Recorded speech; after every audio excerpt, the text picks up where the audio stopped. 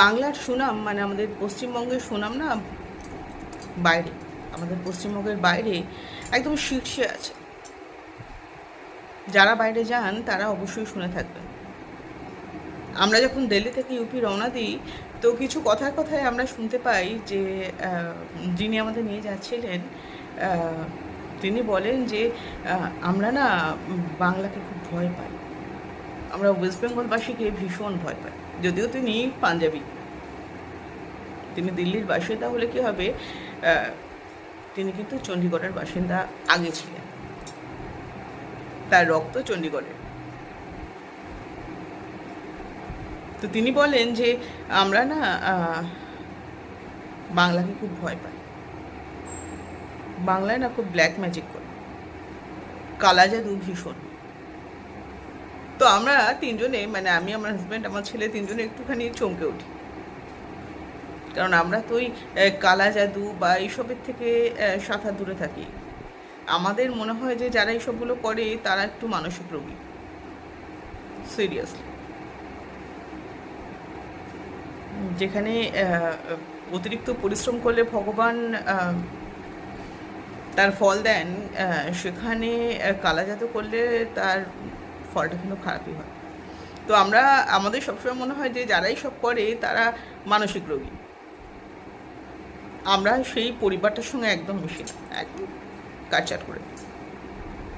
ওর জন্য আমাদের না সার্কেলটা খুব ছোট।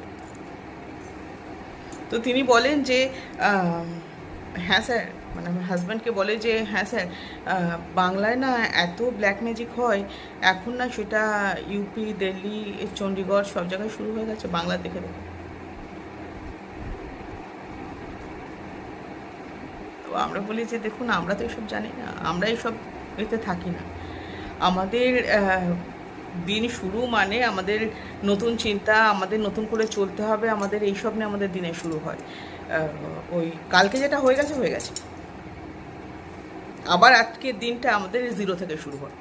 তো আমাদের এইভাবে দিন শুরু হয় ভাই। তো আমরা তো জানি না কোনটা কে কী করছে। তো আমার কথা একটাই যে দেখুন, বাংলার ওই সুনামটা শীর্ষে উঠে গেছে। এর আগেও আমি একাধিকবার দিল্লি গেছি, কিন্তু আমি এরকম শুনিনি। তো তার জন্য এখন বাংলাতে মানুষ ঢুকতে ভয় পাচ্ছে, কলকাতায় মানুষ আসতে ভয় পাচ্ছে। তাদের ধারণা হয়ে গেছে যে ব্ল্যাক ম্যাজিক নাকি কাজ করে। তো ভাই, ভগবান কেন আছে? মানুষের ক্ষমতা ভগবানের থেকে বেশি নয়। তো যারা এইসব করেন তাদের কাছে আমার একটাই প্রশ্ন যে গ্যাসের দামটা কি কমাতে পারবেন এসব করে? নাকি সোনার দামটা বড্ড বেড়ে গেছে, মানে সেই দোকানের দিকে তাকাতেও ভয় করে। তো এটা কি কমানো যাবে? আমি জানি না। ধরুন আমার যদি এখন 500 বছর বাঁচবার ইচ্ছে হয়, সেটা কি বাড়ানো যাবে? আমি জানি না এগুলো হয় কি না। যদি হয় তো আমাকে জানাবেন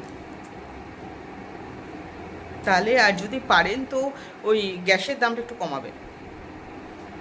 সোনার দামটা কমালে তো ভীষণ ভালো হয়, আমাদের মতন মধ্যবিত্ত মানুষরা একটু বাঁচে। এই যত দুরারোগ্য ব্যাধি আছে, এগুলোকে যদি একদম দূরে সরিয়ে দেওয়া যায় আপনাদের কলা কৌশলে।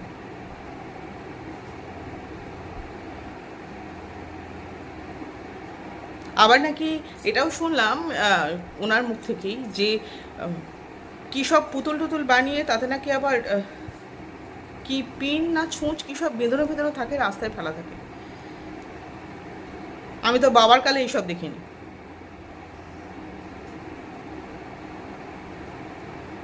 তো বাংলা এখন শীর্ষে আছে ব্ল্যাক ম্যাজিক। আমি জানতাম না। আমি বললাম যে যারা এসব করে, যারা কথায় কথায় জ্যোতিষ শাস্ত্র, তন্ত্রমন্ত্র করে, আমরা তাদের মনে করি মানসিক রোগী, আমরা তাদের থেকে দূরে থাকি। হ্যাঁ, ডেফিনেটলি আমি ভগবানের পুজো করি, আমি রোজ তার আরাধনা করি, ঘন্টার পর ঘন্টা তার আরাধনা করি, কিন্তু ভগবানে আমি বিশ্বাসী। কিন্তু শয়তানে নয়। আর যারা এইসব করেন তাদের কাছে আমার একটি প্রশ্ন যে দেখবেন যদি একটু গ্যাসের দামটা কমানো যায়, সোনার দামটা কমানো যায়, এই দুরারোগ্য ব্যাধিগুলোকে যদি একদম দূরে সরিয়ে দেওয়া যায়, যদি সবাইকে একটু ঠিকঠাক মানসিকভাবে সুস্থ করে তোলা যায়,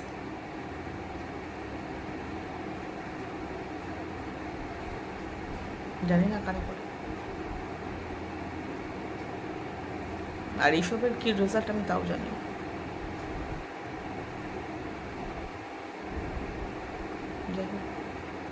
যারা এইসব করেন তারা একটু দেখবেন।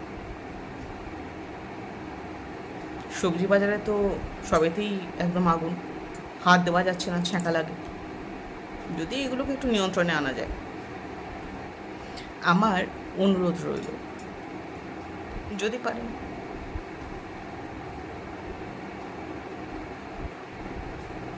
ভগবানের পুজো আমি ভূত বিশ্বাস করি, কারণ রাজস্থানের মতন জায়গায় তার সঙ্গে আমার সাক্ষাৎ হয়েছিল। এটা যারা রাজস্থানবাসী আছেন তারা জানেন। তো তার জন্য আমি ভূতে বিশ্বাস করি, আমি ভগবানে বিশ্বাস করি।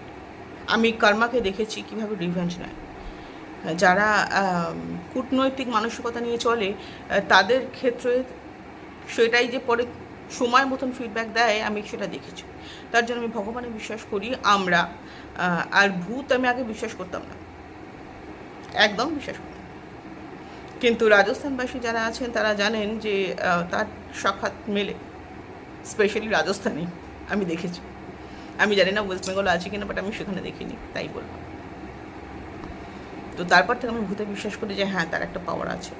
কিন্তু ওই ব্ল্যাক ম্যাজিক করে কি এইসবগুলো হয় একটু দেখবেন তো। যদি হয় তাহলে এগুলোকে একটু নিয়ন্ত্রণে আনবে। আমরা মধ্যবিত্ত মানুষ, মানে সবই তো আকাশ ছোঁয়া হয়ে গেছে, আমাদের ধরা ছোঁয়ার বাইরে হয়ে যাচ্ছে। ভালো থাকুন, সুস্থ থাকুন, মানসিকভাবে আপনারা সুস্থ হয়ে উঠুন, এটাই চাই।